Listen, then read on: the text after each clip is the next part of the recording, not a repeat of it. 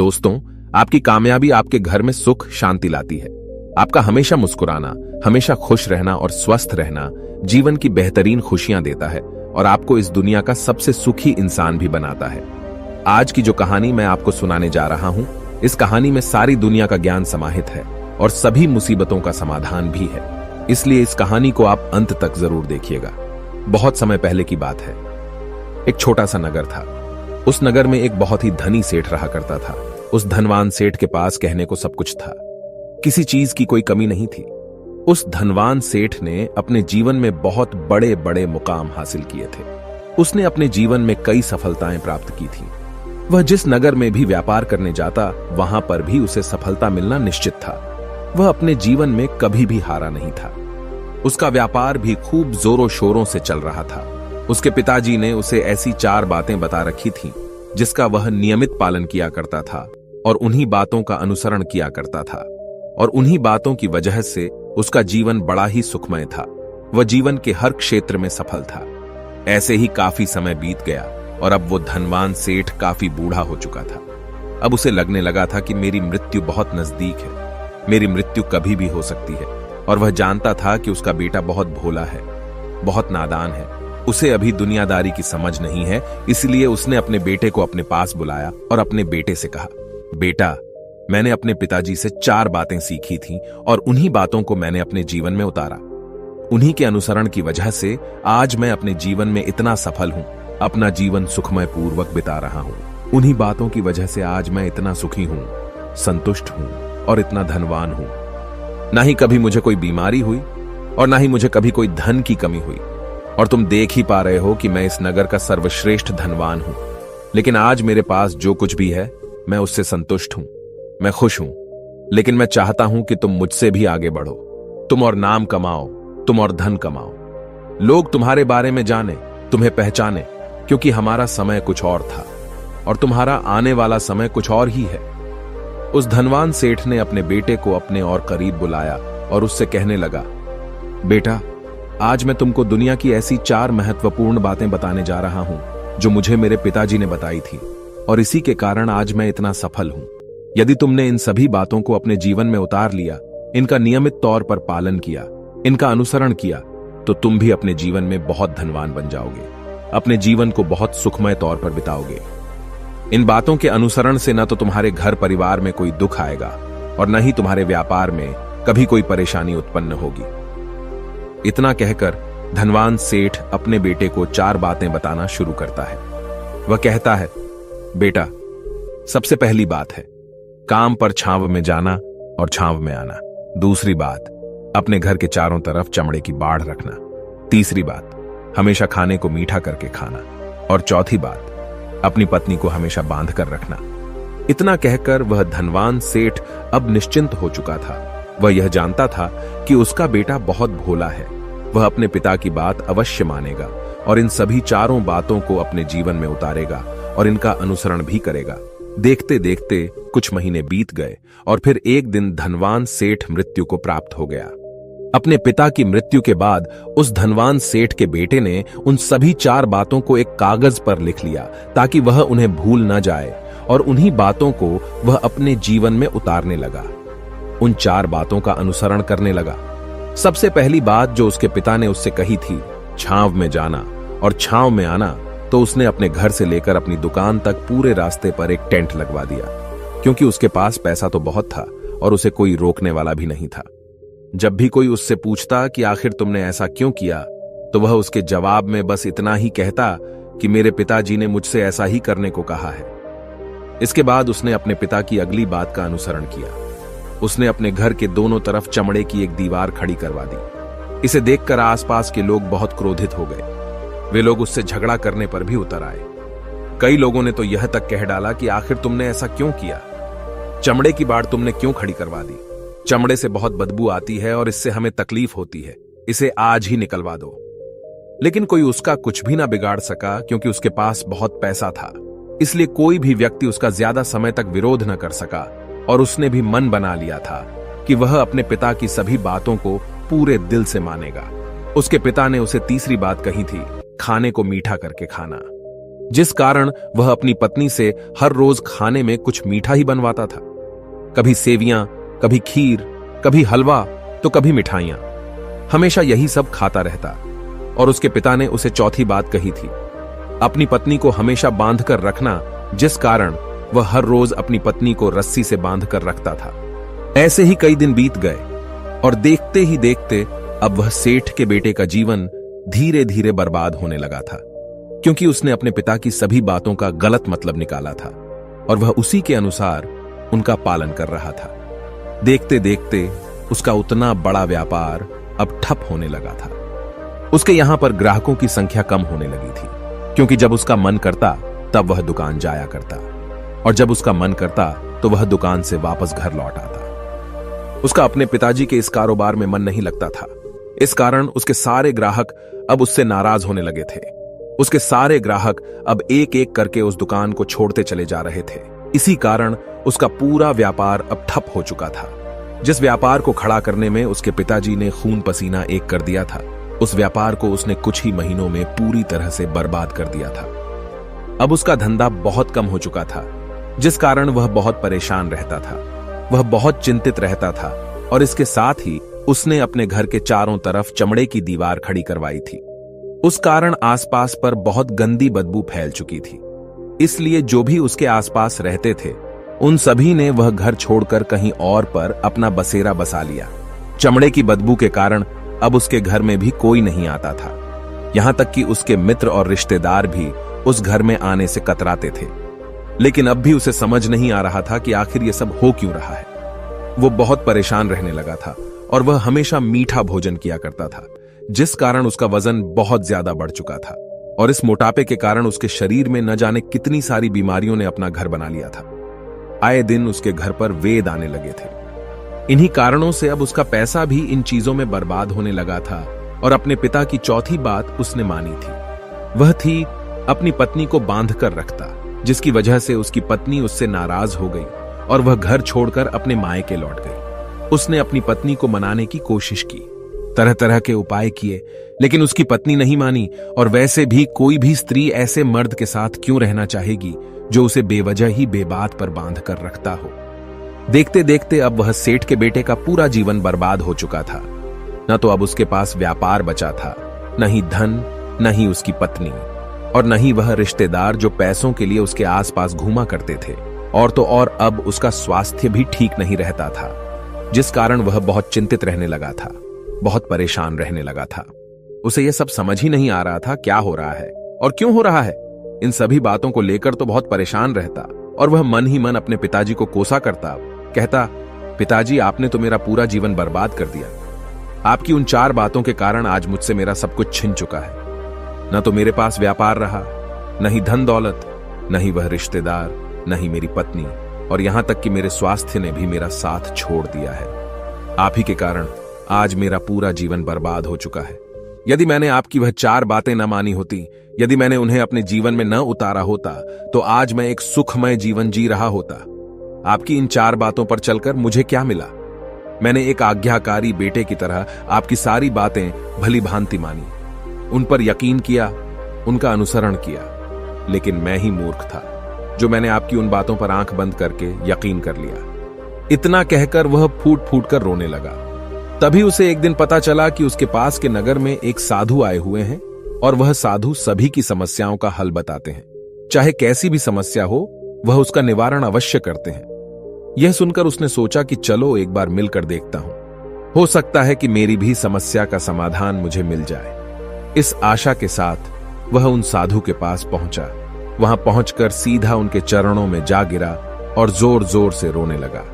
वह कहने लगा, हे गुरुवर, अब आप ही मुझे बचा सकते हैं। मेरे पिताजी ने तो मेरा पूरा जीवन बर्बाद करके रख दिया। आज मेरी जो भी स्थिति है वह सब मेरे पिताजी के कारण ही है। मेरे पिताजी ने मुझे जैसा कहा मैंने वैसा ही किया। हमेशा एक अच्छे बेटे की तरह उनकी सारी बातें मानी, अपने सारे फर्ज निभाए, और देखिए मेरे पिताजी ने मेरे साथ क्या किया। मरते मरते भी वह मुझे गलत बात सिखा गए और उसका खामियाजा मुझे आज भुगतना पड़ रहा है, क्योंकि मैंने उनकी सभी बातों को अपने जीवन में उतारा, उनका अनुसरण किया, और देखिए आज मेरे साथ क्या हो गया। मेरा तो पूरा जीवन ही बर्बाद हो गया। मैं अब तक यह नहीं समझ पाया कि मेरे पिताजी ने मेरे साथ ऐसा क्यों किया। क्या मैंने उनके साथ कुछ गलत किया था? इतना कहकर वह उन साधु के सामने और भी जोर जोर से रोने लगा। तभी वह साधु महाराज उस सेठ के बेटे से कहते हैं, बेटा चुप हो जाओ, पहले मुझे अपनी सारी बात तो बताओ। आखिर तुम्हारे साथ क्या हुआ है? तुम इस तरह से क्यों रो रहे हो?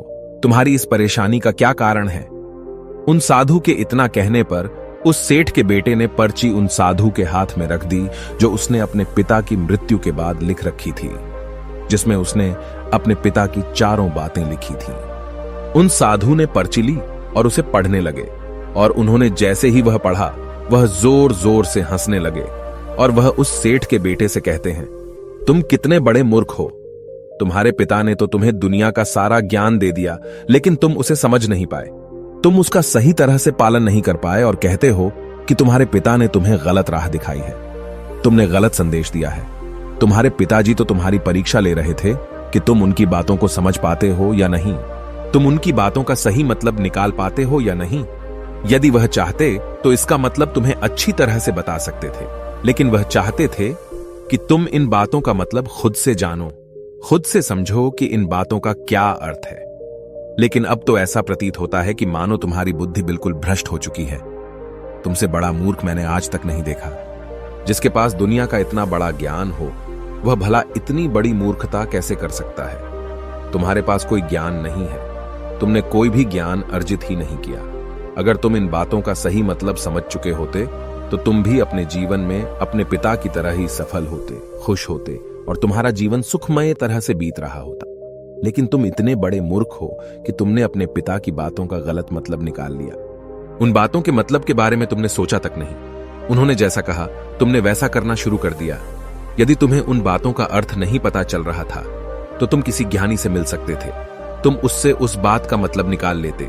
लेकिन जैसा तुमने अपने पिता की इन बातों को समझा है, इसका मतलब वैसा नहीं है। इस पर वह धनवान सेठ का बेटा कहता है, हे गुरुवर, आप क्या कहना चाहते हैं? क्या मैं अपने पिता की बातों को सही नहीं समझ रहा? और वैसे भी इसमें समझने लायक है क्या? उन्होंने तो सब कुछ साफ साफ ही बताया था और मैंने उन्हें अपने जीवन में उसी तरह से उतार लिया। तो फिर मैंने गलत क्या किया है? इस पर गुरुवर एक बार फिर मुस्कुराने लगे और उस सेठ के बेटे से कहते हैं, बेटा ये जो बातें लिखी गई हैं, इन बातों के पीछे एक गहरा अर्थ है जिसे तुम समझ नहीं पाए। इसी कारणवश तुमने यह मूर्खता कर दी और इसी कारणवश तुमने अपना पूरा जीवन बर्बाद कर लिया।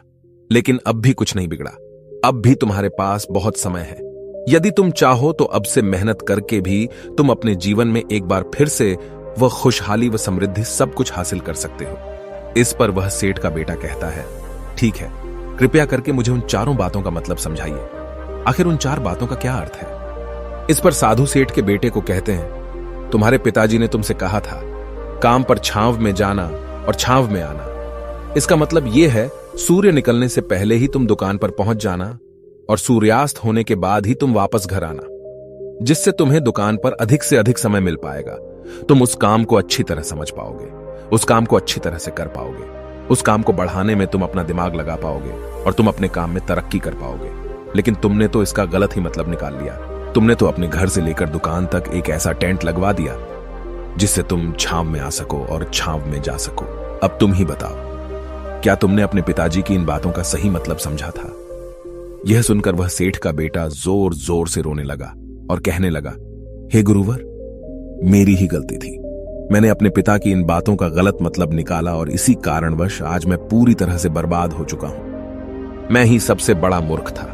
मेरे पिताजी ने तो मुझे इतना महत्वपूर्ण ज्ञान दिया था, लेकिन मैं उस हीरे को पत्थर समझ बैठा। आगे वह सेठ का बेटा उन गुरुवर से कहता है कि गुरुवर दूसरी बात क्या है, उसका अर्थ क्या है? आगे गुरुवर दूसरी बात का अर्थ समझाते हुए कहते हैं, चमड़े की बाड़ करवाना। इसका अर्थ यह है कि तुम अपने घर में कुत्ता या बिल्ली पालना। जब तुम अपने घर में कुत्ता बिल्ली पाल लोगे तो यह तुम्हारे घर की चारों ओर से रक्षा करेगा, जिससे तुम्हारी धन दौलत पूरी तरह से सुरक्षित रहेगी और तुम बेफिक्र होकर दुकान पर मन लगा सकोगे, बेफिक्र होकर दुकान के कामों को समझ सकोगे और तरक्की कर पाओगे। और तो और तुम्हारे मन में कभी यह भी डर नहीं होगा कि कहीं कोई चोर आकर मेरी संपत्ति न चुरा ले। चमड़े की बाड़ करवाने का असली मतलब यह है, लेकिन तुमने तो चमड़े की बाड़ करवाने का मतलब कुछ और ही निकाल दिया। तुमने तो अपने घर की 2 दीवारों को ही चमड़े से पूरी तरह से भरवा दिया, जिस कारण आसपास गंदी बदबू फैल गई। तुम्हारे आसपास के पड़ोसी भी अपना घर छोड़कर कहीं और चले गए। यहां तक कि तुम्हारे मित्र, तुम्हारे सगे संबंधी भी उस बदबू के कारण तुम्हारे घर पर आने से कतराने लगे। और अब हालत यह हो चुकी है कि ना तो तुम्हारे घर पर कोई आता है और न ही कोई जाता है। और इसी कारणवश लोग तुम्हें नापसंद करने लगे और तुम्हारी बर्बादी का यह भी कारण है। आगे सेठ का बेटा कहता है, हे गुरुवर, यह सब तो ठीक है, लेकिन यह खाने को मीठा करके खाना, इसका क्या? मैंने इसका भी अर्थ गलत निकाला है क्या? मैंने तो अपने पिता की बातों के कहे अनुसार ही हर रोज मीठा खाया और आज देखिए मेरा शरीर कितना वजनदार हो चुका है, जिस कारण मुझे अनेक प्रकार की बीमारियों ने घेर रखा है। क्या मैं इस बात को भी गलत समझ रहा था? इस पर वह साधु उस सेठ के बेटे से कहते हैं, हां, तुमने इस बात का भी गलत मतलब ही निकाला है। मीठा करके खाने का अर्थ यह है कि जब भी तुम्हें भूख तेजी से लगे तभी तुम्हें भोजन करना है, न उसके पहले और न उसके बाद। अन्यथा यदि तुम्हें भूख न लगी होगी और तुम्हें भोजन मिल जाए तो तुम उस भोजन की कभी कदर नहीं करोगे। वह रोटी तुम्हें कभी मीठी नहीं लगेगी, फिर चाहे वह भोजन कितना भी स्वादिष्ट क्यों ना हो, चाहे भोजन कितना भी लाजवाब क्यों ना हो, तुम उसकी कदर कभी नहीं कर पाओगे, तुम उसका सम्मान कभी नहीं कर पाओगे। किंतु जब एक व्यक्ति को जोरों की भूख लगी होती है तो उसके सामने यदि तुम सूखी रोटी भी रख दो तो भी वह उसके लिए किसी पंचमेल से कम नहीं है। वह उसे प्रेम पूर्वक खाता है, उसका आदर करता है, उसका सम्मान करता है और वह रोटी उसे मीठी लगती है।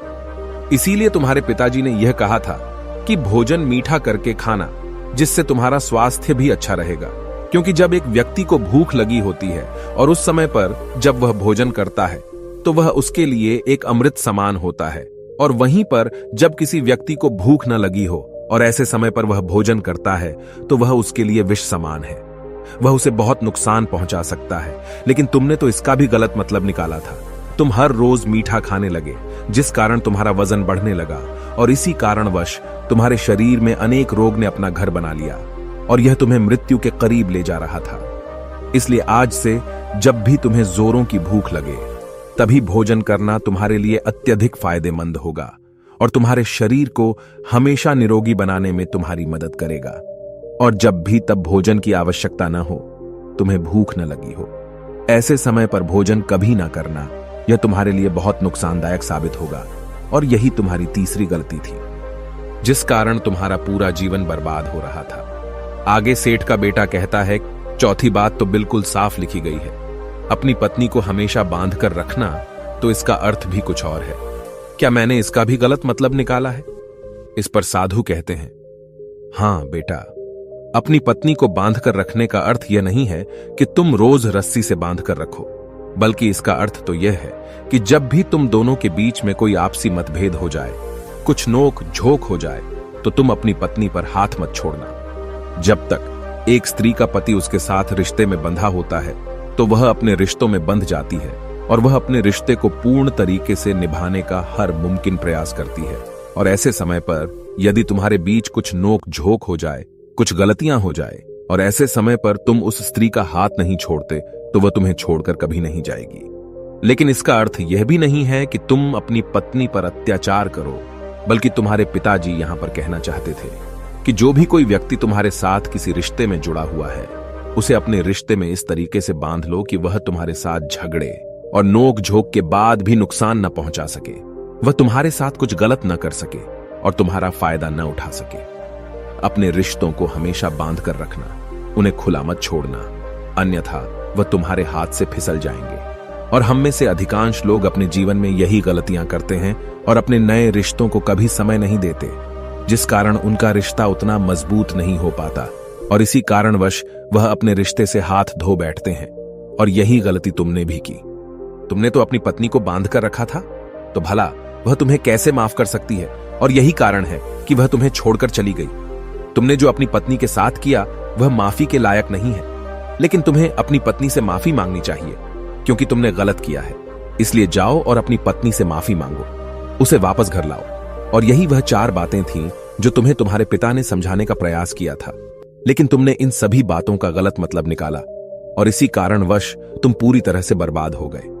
किंतु अभी भी तुम्हारे पास बहुत समय है।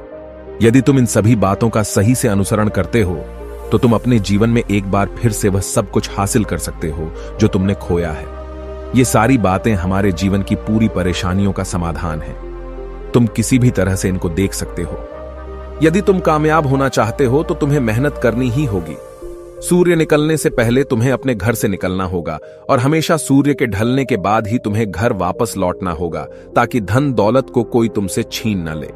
तुम्हें अपने रिश्तों को कुछ इस तरीके से बांधना होगा ताकि वह रिश्ते तुम्हें परेशान न करें, तुम्हें तकलीफ न पहुंचाएं, तुम्हारा फायदा न उठाएं। और हमेशा एक अच्छा और स्वस्थ भोजन करना जब तुम्हें भूख लगी हो, ताकि तुम्हें जो भी सांसें मिली हैं तुम उसे खुशी खुशी जी सको। और अपने रिश्तों को हमेशा बांध कर रखना, उन्हें खुला मत छोड़ना, अन्यथा वह तुम्हारे हाथ से फिसल जाएंगे। और अपने घर में अवश्य ही कुत्ते या बिल्ली को जरूर पालना, ताकि तुम्हारा धन हमेशा सुरक्षित रहे। इन सभी बातों का अपने जीवन में अनुसरण करने के बाद तुम अपने जीवन में सब कुछ एक बार फिर पा सकते हो जो तुमने आज तक खोया है। और हो सकता है कि तुम इससे भी अधिक उन्नति कर पाओ, इससे भी अधिक समृद्धि पा सके, अपने जीवन को खुशहाल और सुखमय बना सके। इतना कहकर साधु शांत हो गए और सेठ का बेटा भी अपनी सभी गलतियों को समझ चुका था। उसने उन गुरु को प्रणाम किया और वापस अपने घर लौट गया। उसने उन सभी चारों बातों को अपने जीवन में उतारा, उनका सही सही अनुसरण किया।